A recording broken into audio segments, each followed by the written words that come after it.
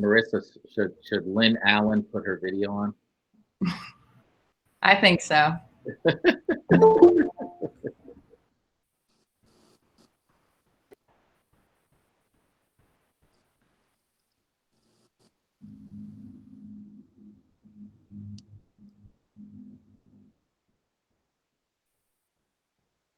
It's 6, but I'll wait till 6:01.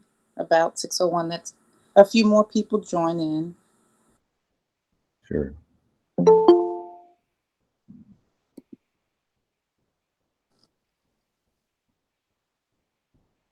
Hi, Sahiba. Hello. How you doing? And Mara is on. Hi, Maura. Hello.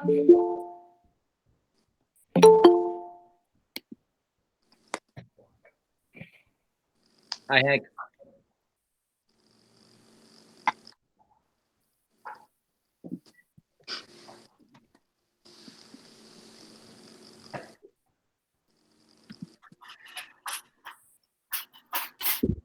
Hey, sorry. Hi. I haven't used Google Meet before. I didn't know how to take it off mute. How's everybody doing? Good. Good to see you. Okay, I think it's time. We're gonna kick it off. Good evening, everyone, and welcome to day 2 or our second virtual communications on racism. Before we get started, if I can ask, if you're not already on mute, if you could mute your devices. And throughout the conversation, if you have questions for our guest speaker, we would ask that you would use the chat feature. Write your questions in the chat feature, and at the end of the conversation, when we get there, we will try to get to as many questions as we can. So again, mute your devices and use the chat feature if you have any questions for our guest speaker. Having said that, thank you again for joining us at CommonBondz. I would introduce myself. My name is April Adams. I am co-founder and president of CommonBondz. Many of you by now have followed us on our website, but a little bit about CommonBondz. CommonBondz was birthed out of the pain of racism. CommonBondz is a response to my tears and my heartbreak over racism. And it's Mike's hope and his love and his faith that as him and I model what we believed was God's intention for humanity, as we model that, then we could make a difference. So CommonBondz, it's our mission to have conversations and educate people about what drives racism, to have hard but necessary conversations about racism, about white privilege, and what that means.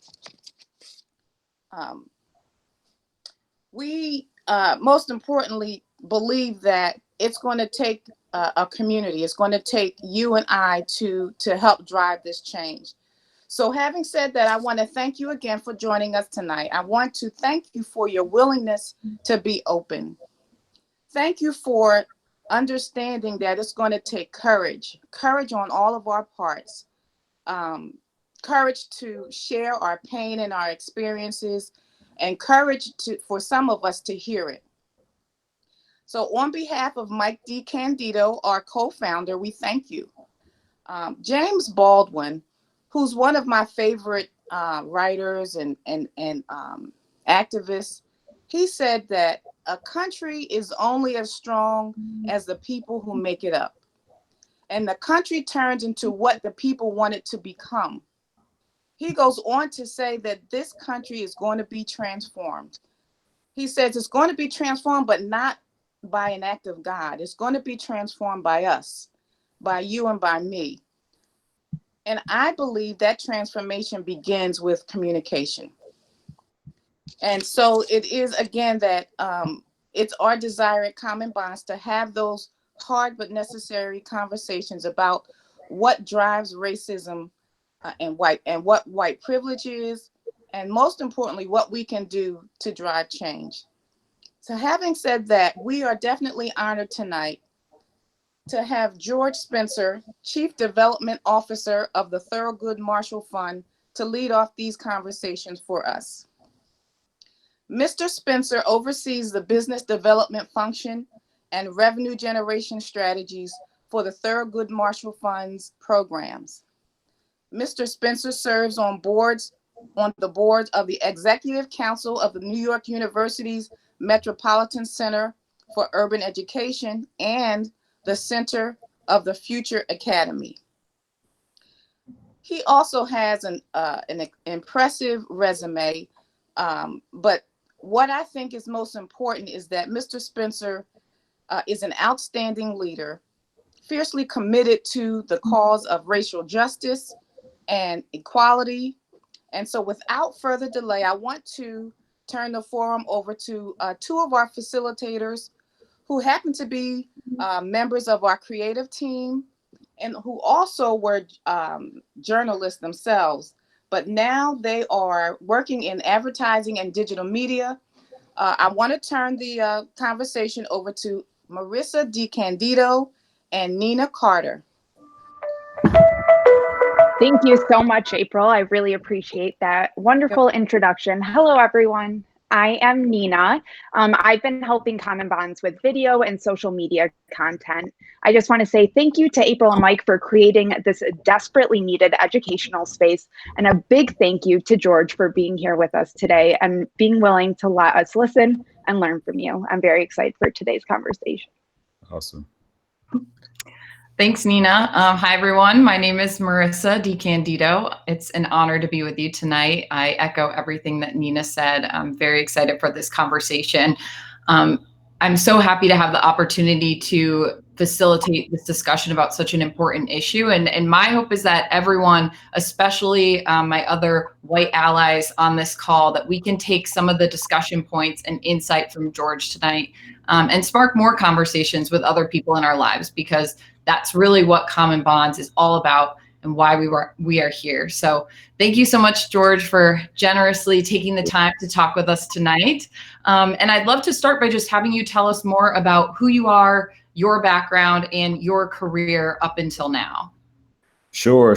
Thank you so much. It's such an honor to be here, and such a pleasure to be able to address this ongoing issue of racism in our own forum. So kudos to both Mike and April for having the vision and thought leadership to bring us together in this capacity, as this, I believe, is what we need. The conversations have to be had. The real truths need to come out, and just open, just honest discussion on how each other, and understanding how each other feels. And I think, this is such a great forum to do so. And I'm excited and eager to tell you a little bit about my story. But again, just wanted to thank you guys and congratulate you all for pulling this together. Also, Nina and Marissa, great work. Just excited again to be here. So just a little bit about me. Raised in St. Paul, Minnesota. I was actually born in Minnesota. And I believe the last time I checked, the population of Minnesota was about 7% Black. But I was born to Dr. Oliver and Anita Spencer, two educators who came from East Texas, and were the first in their families to attend college. And I tell that story because it'll provide some substance and context to a little bit of my background. But we quickly actually moved from Minneapolis and moved to Kansas City, Missouri, where I spent the bulk of my childhood. And then I went on to school in Virginia at Norfolk State University. Ended up staying at Norfolk State University, which is a historically Black college and university, staying in the Norfolk area after school, and got a job, landed a job at Bank of America, where I got a chance to meet Mike and John and some other folks that are on the call. And then my career kind of took off from that standpoint in a couple different capacities. I'm not going to sit here and tell you that I'm uber successful and I'm this, this big, figure, but I like to think, some things transpired and I had an upward trajectory from that standpoint. My background is in technology. It's actually in computer science. So when I went into the financial world, I actually came in on the tech side, and it opened up a lot of doors for me. And then soon I met a young lady, Mike and John, you probably know Mallory Anderson. I met Mallory, and Mallory told me something that was profound and stuck with me at a very early age. She said that typically when you don't find your passion in your job, you will typically find it outside of your job. And that's what started to happen to me. I started socializing and trying to be an organizer and pull young African Americans together to one, connect us with one another, but hopefully start something that could create this progressive trend and connection that could help us all work together to advance ourselves and pull like minds together. And so I created this organization called the Coalition of Young Black Professionals at the age of 22.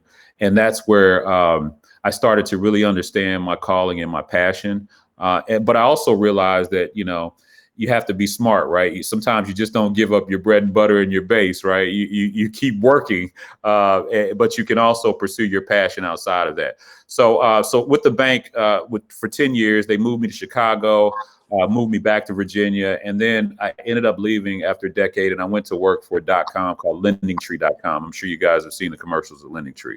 Well, LendingTree opened up my mind even further. What I saw there is that I saw real entrepreneurs that had made it. Right. I mean, these guys, well, in my mind, they had made it. They were pulling up in Ferraris and all this stuff. And I was like, they made it. But what I saw was the true entrepreneurial spirit. And I actually saw that it could be developed from a concept into a plan. And so out of LendingTree, we birthed a company called RushmoreDrive.com. And that was the first search engine for the Black community. And it was supposed to be the Black version of Google, which would geo-bias search results. So if you search for a magazine, you could find in general Google, you would find Lifetime, but in our search engine, you would find Ebony, Jet, all of the more so African American or black publications. And I met a gentleman named Johnny Taylor, and Johnny Taylor was a great influence to me. He taught me a lot about the business world outside of just working in industry. And then he pulled me up to an organization that he was on the board of, and that's Thurgood Marshall College Fund. And he asked me, he said, listen, I know that you're a tech guy, but I think you can come help me, re-transform this organization. I just need you to go out there and do some sales and help me, and I said, sales? I mean, I guess I'm a sales. I mean, I guess everybody's a salesman, right? When you're trying to promote yourself and do what you need to do. But I said, listen, I'll come help you out. And then 10 years later, I'm now running the business development unit. I also head up technology and operations at TMCF, and I also head up innovation and entrepreneurship. So you just never know where your path in life is going to take you, and the journey is going to take you. But you have to be open.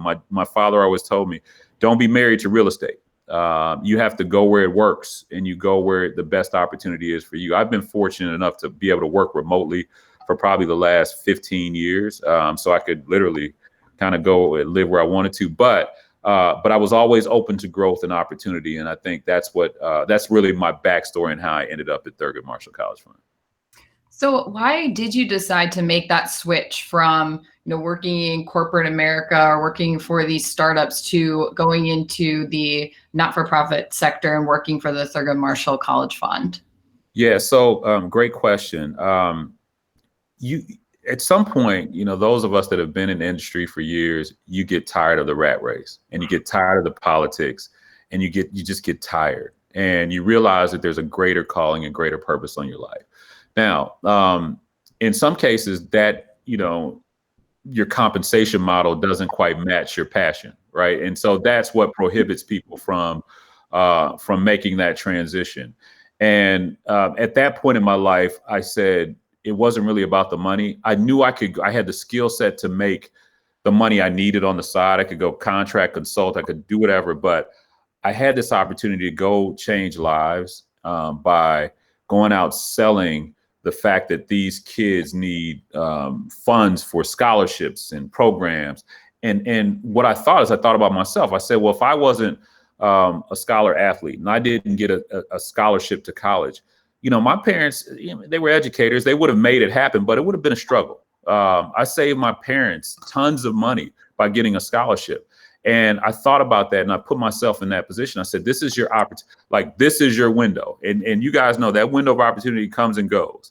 And I said, I don't know what it's going to make of it. I don't know how long I'm going to be here, but this is my chance to do some good in my life. And I kind of let the money, I didn't let the money part drive me, because I'll tell you, if I did, I probably wouldn't be here.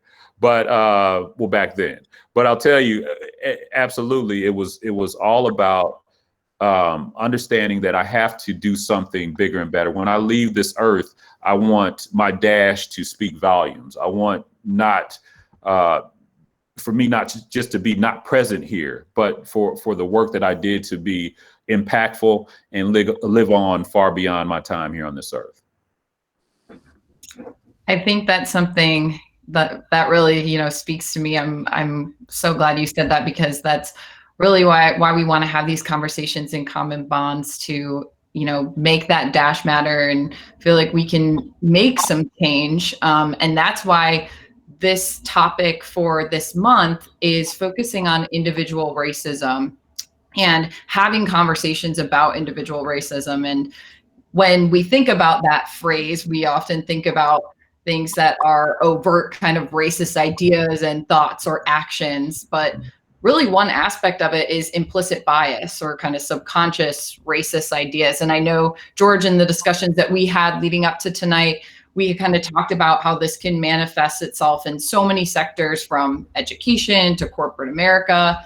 And so I was just wondering if you could explain kind of what implicit bias looks like to you and how you've seen it in what you do. And then also how people can address it if they experience it. Your take on that? Yeah, thanks for that question. It's really just the unconscious mind spitfiring, right? I mean, you literally things that you have been fed, that you've been seeing. It really it's a spitfire.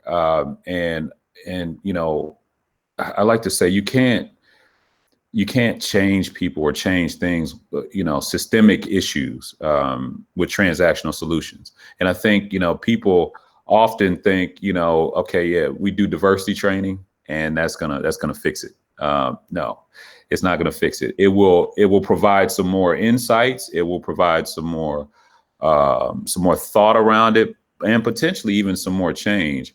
But the implicit bias is really just the unconscious mind, right? And whether you're black, white, brown, whatever color, everybody has it.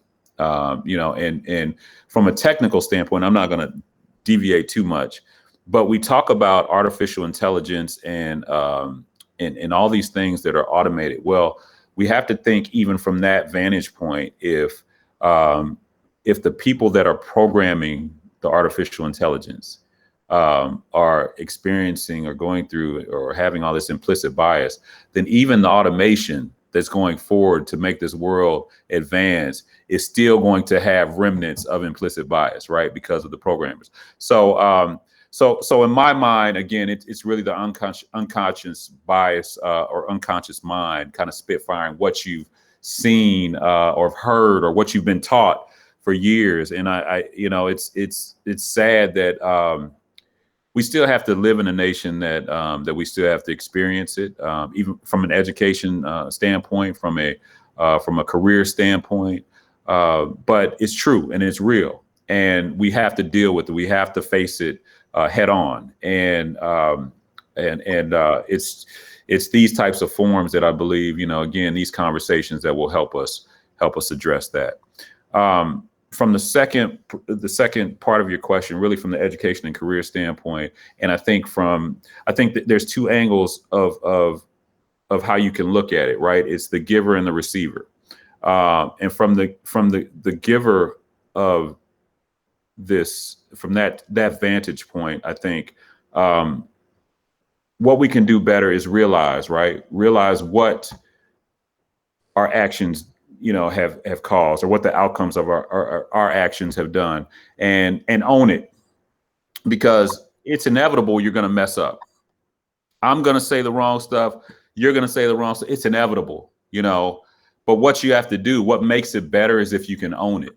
I grew up with one of my best friends is a white guy from Kansas City. I mean, you couldn't separate us. And I can remember one time he got mad at me and called me the N-word.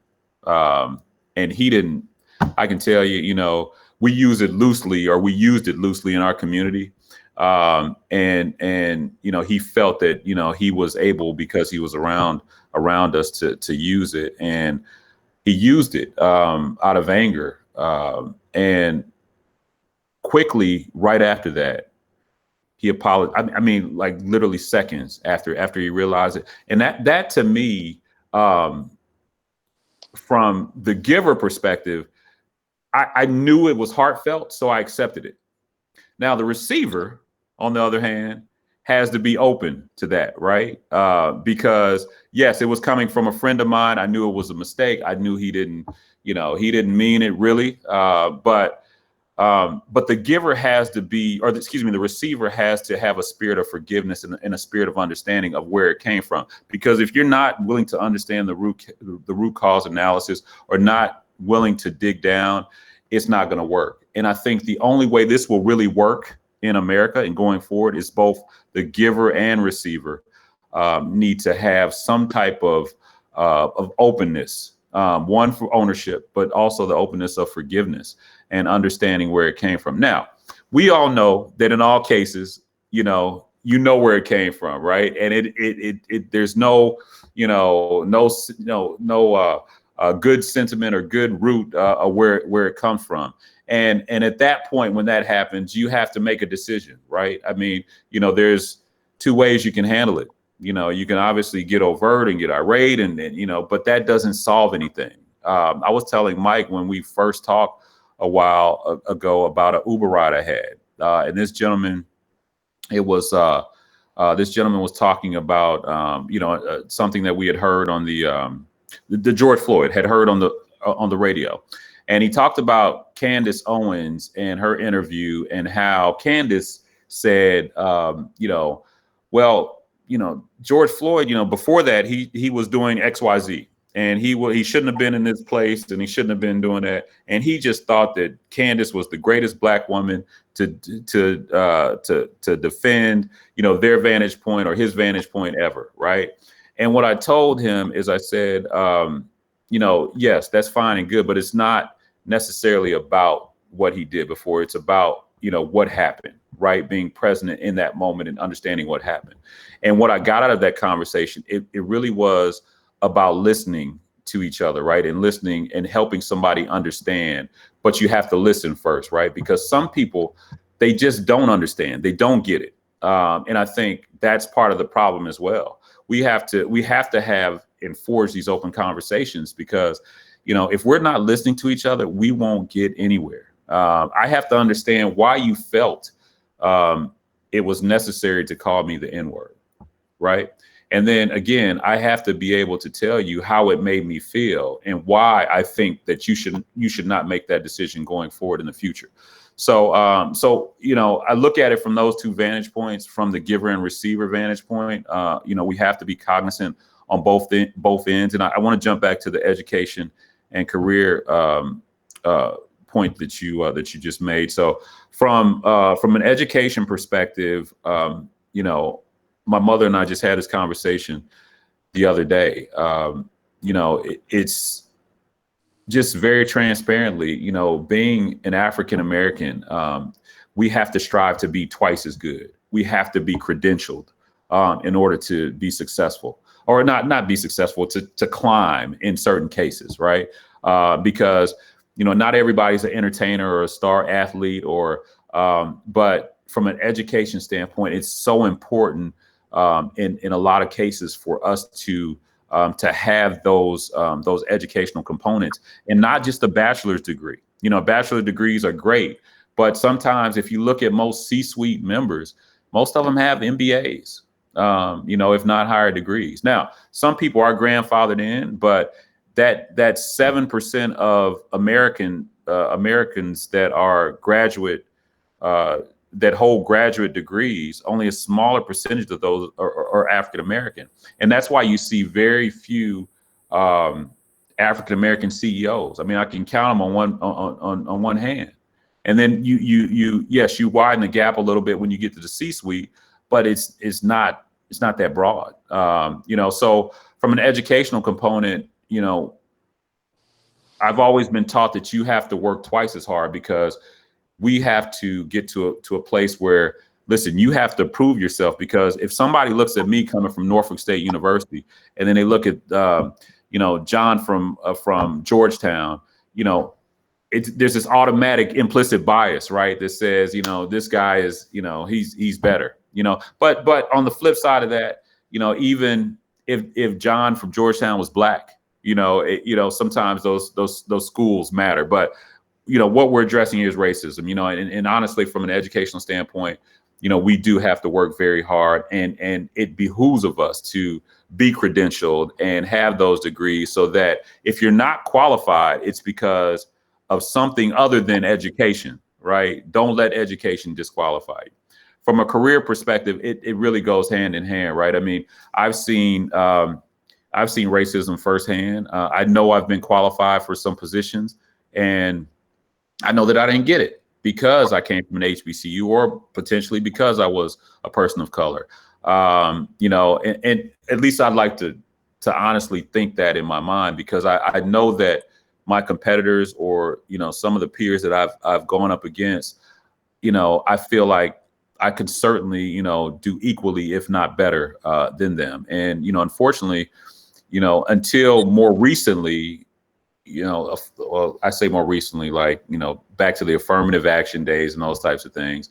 I watched my dad go through it. I watched my mom go through it. My dad has a PhD, and I watched him get turned down from jobs because he was black. I watched my mother, almost, have to finish her career as a elementary school teacher and not get promoted to an administrator because she was black. I watched it firsthand, and I didn't realize what it was. But as the older I got, I started to see and really comprehend what was happening. And they would, drop little nuggets, but they would also not want for me to leverage that as an excuse. So I never leveraged the fact or used the fact that I was black as an excuse. All I did was utilize it to give me fuel to my fire, to push harder and to try to be better or just as good as anybody else. That's kind of how I view, and I know I took it from implicit bias to a whole bunch of different areas, but that's kind of my take on it. Oh, that's great. Thank you so much. I'm going to toss it over to my friend and colleague, Nina, for the rest of our discussion. But before I do that, I just want to remind everybody that, we do want your questions. And that's why George is here, so we can have a conversation amongst everyone. So if you have a question, please just put that into the chat, and we'll ask those at the end. But Nina has a few more questions for you now. So Nina. Yes.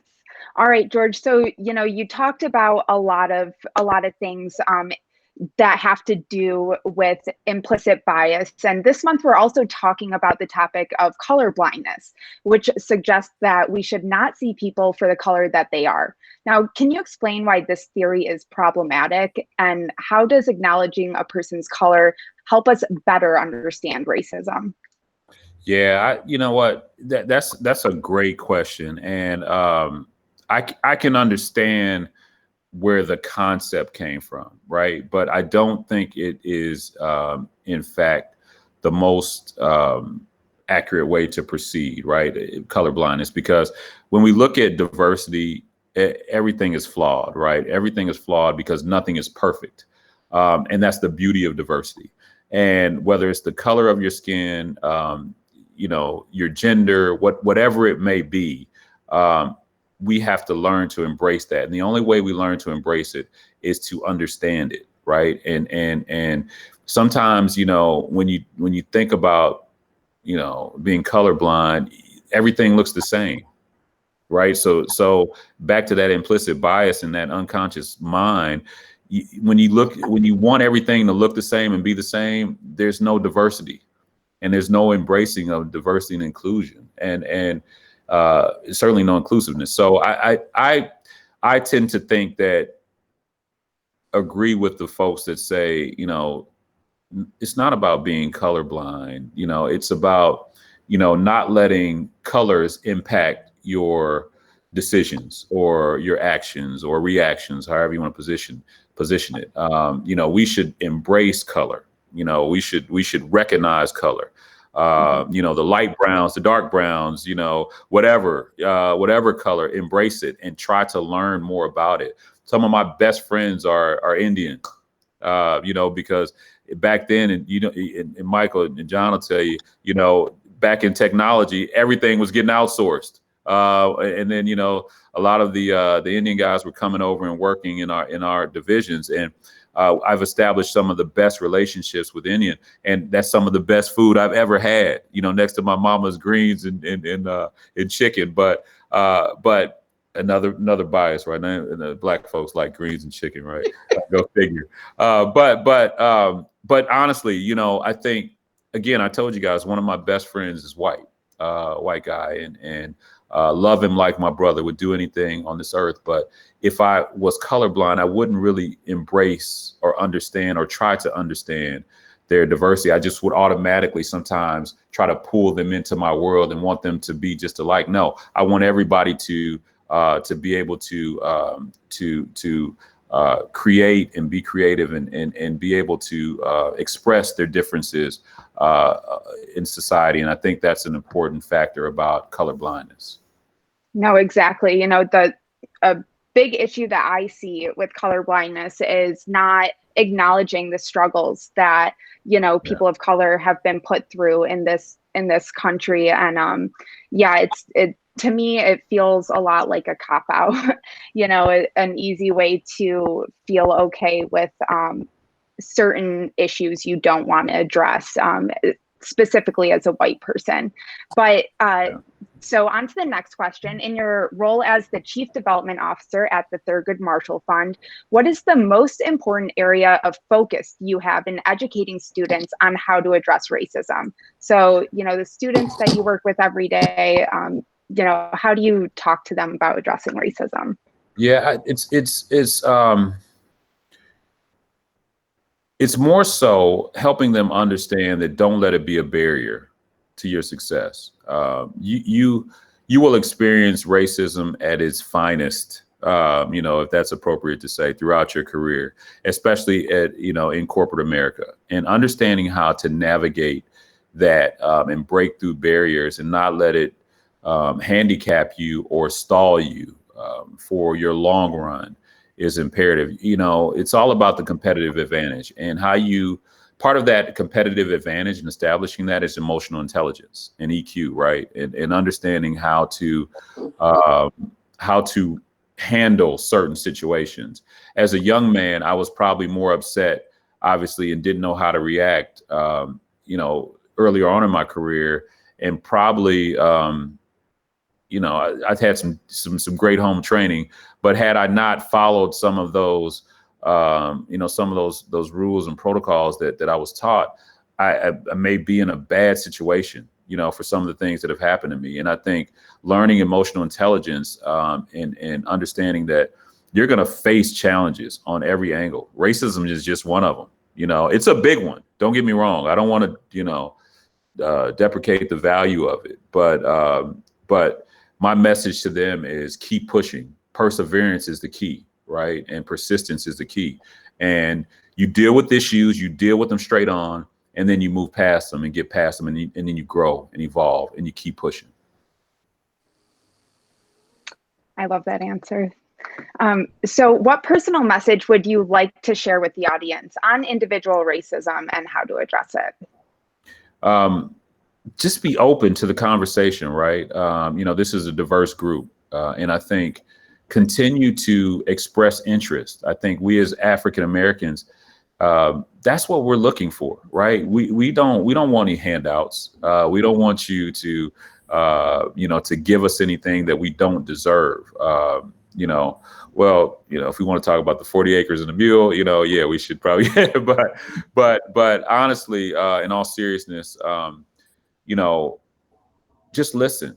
I want the conversations to expand beyond these pockets, right? And go to the ultimate levels where change can be impacted. If I think about what happened over the last 4 months due to the social unrest activity at Thurgood Marshall College Fund, I mean, if I told you some of this, it's mind blowing.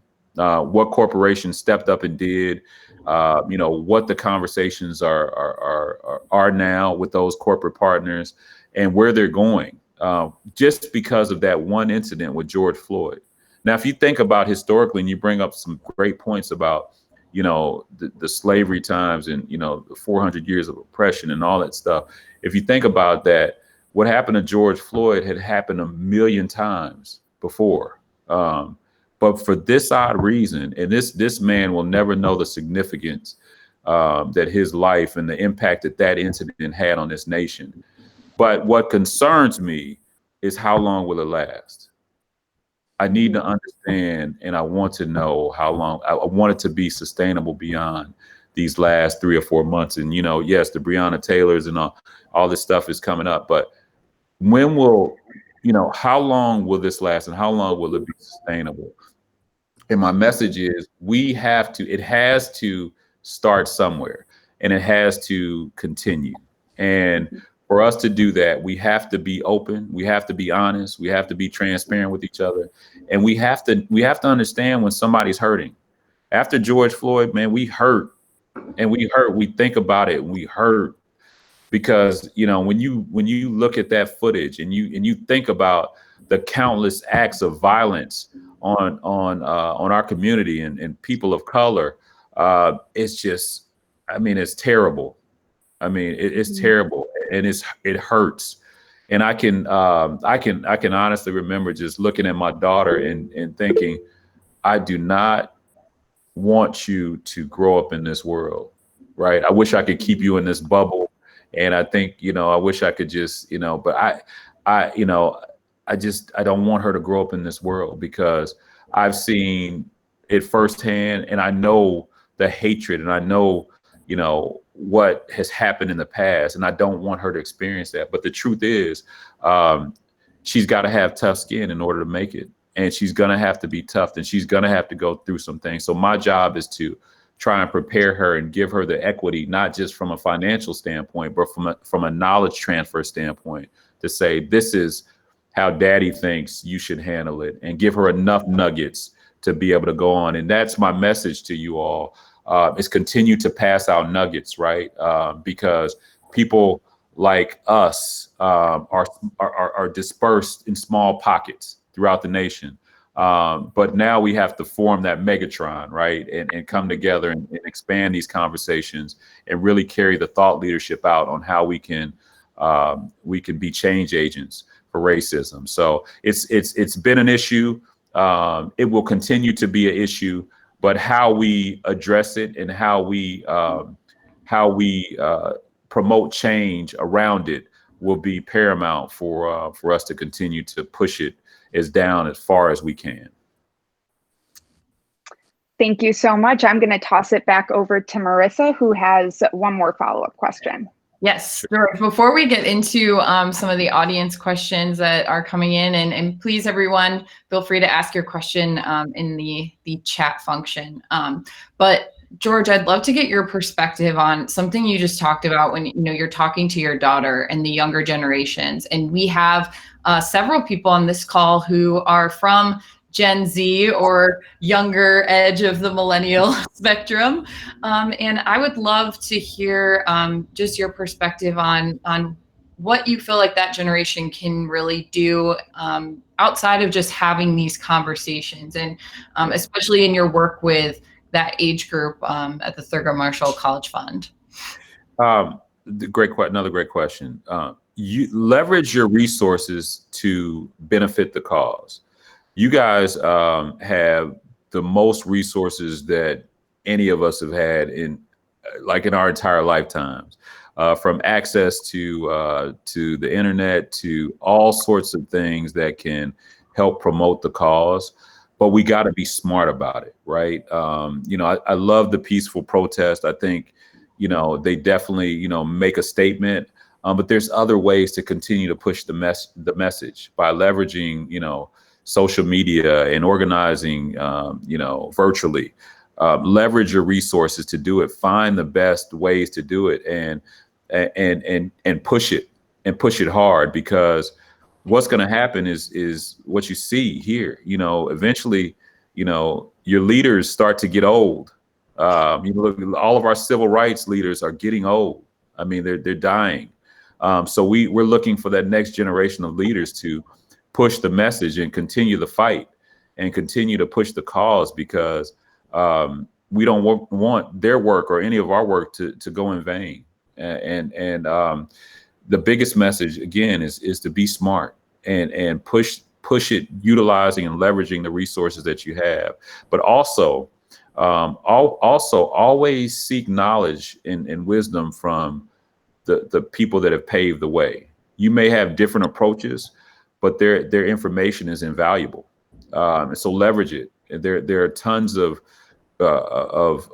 human resources that you can lean on to gain insights as to what's happened in the past. And this can be it doesn't have to be from a Black person per se. I mean, there are tons of other folks that in other ethnic backgrounds and all types of races that can tell you historically what has happened, and what you want to get is that perspective, and you want to get that content and that context, because that's how you form your thoughts in the right directions and the path forwards. And so leverage your resources, gain as much wisdom, and just be smart. Don't, anger can get you, can get you into some crazy stuff and some stuff that can ruin your life. And we have to act with emotional intelligence and persistence. And I think we'll be fine. Thank you so much. I'm seeing some questions come in, so thank you to everyone who's asked so far.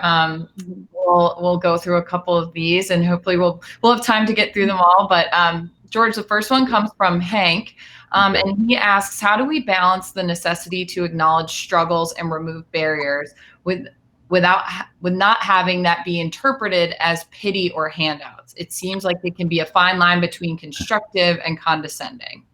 Yeah, it is a fine line. It's very tough. Because that pity thing, I mean, yeah. I mean, we all have our pity parties. Let's not lie. But when it comes to race, I've just been taught to never,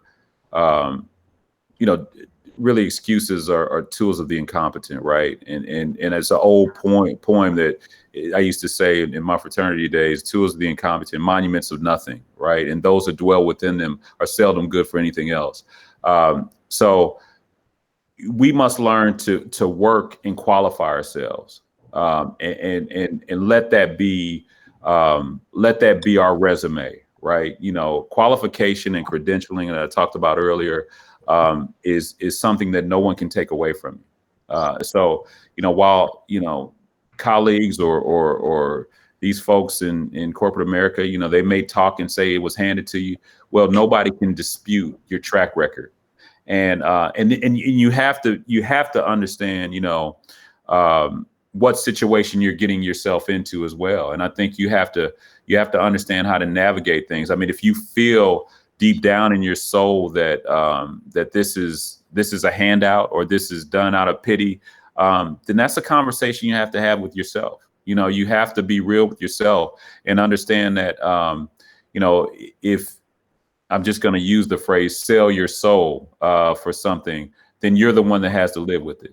And that's it. But, the truth is, the more you qualify yourself and the more your track record speaks for itself, you should never really feel like it's pity or a handout. You should always feel proud of your accomplishments, and then having those real conversations with yourself. If you do feel that's that it is a hand, you have to make sure that you move forward in the best way that makes you feel comfortable with progressing on the situation. And I hope I answered that as well. Yes. And so another question from Michael, as an elementary school teacher in a primarily white school district, how would you recommend opening up to conversations with younger students and other white colleagues about systemic racism? Man, that is so that is a really, really good question. So I went to private schools my whole life. My mother, I was the test child with private schools. My brother went to all public, but she sent me to private school. And all my private schools were predominantly white. And I can tell you, I never had the conversation in school. You know, I never even really learned about my history in school at these private schools. So I think the first step for educators is exposing the history, and not the negative part of history, but the positive part. You can integrate the two, but promote the positivity as well, right? I think it's important that, you know, not so much to get as granular with elementary school, you know, students about, you know, slavery and those types of things. I mean, I think it's important for them to learn, but you have to find the balance of promoting, you know, the good part of our history as well. You know, those African-American inventors that have done great things for our world today. You know, the reason why, you know, we have peanut butter and, you know, stoplights and all of these wonderful things, that these luxuries that we enjoy, that we take for granted. And I think that's the part that's missing. And then once you start to engage them from understanding the positive side of their history, then you start to encourage them. You start to let them know that that they can be anything that they want to be. And you know, one thing that I learned about sometimes in our communities, we have different learning styles. A lot of African Americans are hands-on, you know, because the environments they come from, they don't do well in four-corner rooms. So understanding their learning styles and engaging them in different ways, and not just you know, boxing them into a certain style of learning, and being open to understanding their life, right? The other thing that happens is, you know, sometimes in the African American community, we come to school with so much baggage. And I'm not saying there's not dysfunctionality in other races or all white schools, but we come to school with so much baggage, sometimes with no food from the previous night, right? Or no food on the table in the morning, or, you know, or from situations that happen that were just, you know, life changing.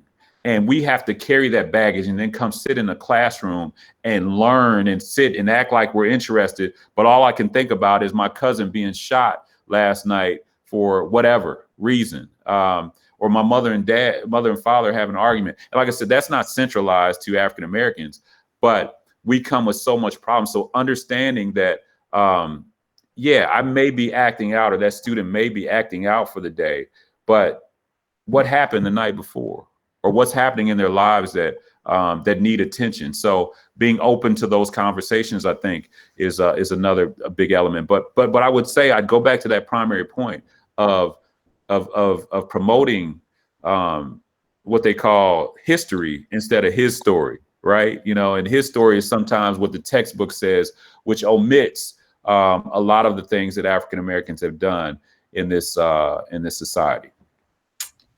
George, I think some of what you talked about there segues into this question from April. For African Americans who don't have as strong of a support system as you have, how do you suggest that they manage the trauma of racism? It's tough. I mean, you know, it's tough. On top of everything we have to deal with, then you have to deal with racism, right? It is very tough. So you have to find something within you that says you're above all of it, right? And it's really a soul searching thing, right? And unfortunately, it doesn't happen at an early age. Well, I won't say it doesn't, but there's probably few instances where it really happens early. This is a maturity And it's a forward progressing thing that happens and has to happen for you to understand how to cope with it, because the weight of the world is heavy, you know. And my father used to say, I quote my father a lot. He just says, keep living and you'll see, man, it's not easy. You know, life is hard in itself. And then dealing with something that doesn't necessarily have to be there, right? Racism doesn't have to be here. You know, if you think about it, you know, we could do just fine without it. It's not a necessity. So it's really a soul searching thing, and understanding that what somebody says about me or to me doesn't define me. And it can't hurt me. It may hurt for a minute, but it can't sustain that hurt, you know, for long. And figuring out a way to kind of mentally get past it. You know, I said this before. I'm not saying, you know, shove it under the rug. You got to address this stuff head on. Sometimes you have to, you have to lead with courage, but you also have to lead with emotional intelligence and understanding, you know, what your reaction is going to do and what it's going to cause, and is it the appropriate action to take at that given time. So again, understanding all of the elements that I just mentioned, I think are paramount to addressing those barriers. But unfortunately, it's something that, you know, again, it's something that's unnecessary for it to be here, and doesn't have any substance, you know, onto who we are and how we proceed in life. We just have to fight through it. Yes. So Ryan has a great question here. Public support for the Black Lives Matter movement has decreased among white people over the past 3 months, from 60% in June down to 45% in September, according to the Pew Research Center. I presume much of the decline can be attributed to compassion fatigue. What advice can you share with white allies who are hoping to keep other white people engaged in fighting for racial equity and equality when headlines begin to wane following tragic events like the murder of George Floyd? Yeah, and I touched on sustainability of it. That's really my biggest fear about this, is that the momentum will die down. But what I would say is there are other ways. I think this is where Thurgood Marshall College Fund has gained its competitive advantage over other nonprofits. I mean, the name Thurgood Marshall, obviously, you know, most of you all know, is the first Black Supreme Court justice, and stands for, social justice and equality. But there are other ways to promote and support the Black Lives Matter movement. It doesn't have to be essentially to that group. You can support the cause and the advancement and the disparities, closing the gap of those disparities with African Americans through many other initiatives, right? And I think what's happened for us is people wanted to promote, support the cause through education and through helping close that education gap within our community. And I would encourage the conversation to be had about all of the ways that you can support the cause and support the movement, because it's not just about protest. The protests are great, but that's segmented, right? That's a vertical of the movement.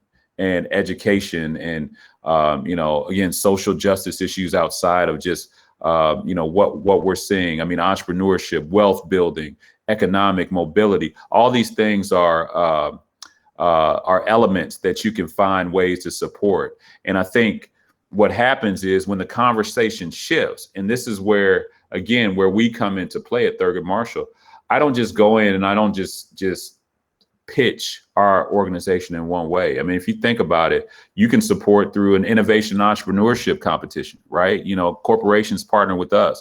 Yeah, if you want to provide access to help a student get through school, through scholarships, that's great. But I've got leadership development programs. I've got innovation entrepreneurship. I have wealth building, financial education. There are other means to do this and support other than just supporting the movement in that fashion. So have those conversations, engage interest, and then talk about other ways that you can get involved. One last question for you. Sure. This one comes from Matt, and he asks, Well, he says, thank you for your message today. And in an effort to be more aware of bias and racism in the workforce, can you share a form of racism or an example you've seen consistently in the corporate setting that white people can be made better aware of? Yeah, I think, well, a couple, and I'm gonna start kind of with the funny one. It's always assumed when 3 or 4 or more Black people are talking in a setting, in a corporate setting, in the hall or something, that they're conspiring or there's something going on other than in the business, right? They may be talking about a project or they may be having fun, who knows? But I've seen that so many times where white colleagues have almost kind of compartmentalized that way of thinking of when Black people are convened, that they're up to no good. And I take that because it comes from outside of corporate America, right? If you see 3 or 4 young Black men on a corner, what's the typical thought, right? Even if they're wearing hoodies. Now they could be doctors, they could be lawyers, but if they're on a corner wearing Black sweatshirts and just having a good time laughing, it's often perceived that they're up to no good. And I've seen that transition into corporate America. I've also seen people of color only get to a certain level, right? And only make it to a certain level. And you may think that level, you may see some of these folks in, senior vice president roles or senior level roles, but I've seen it stop once it gets to a certain level. And a lot of times when you look at those C-suite offices of these major corporations, there's just not enough diversity. And so my message is, go outside of the comfort zone, right? And we're more than chief diversity officers. We have some very talented people that can go on and do some great things if just given the shot.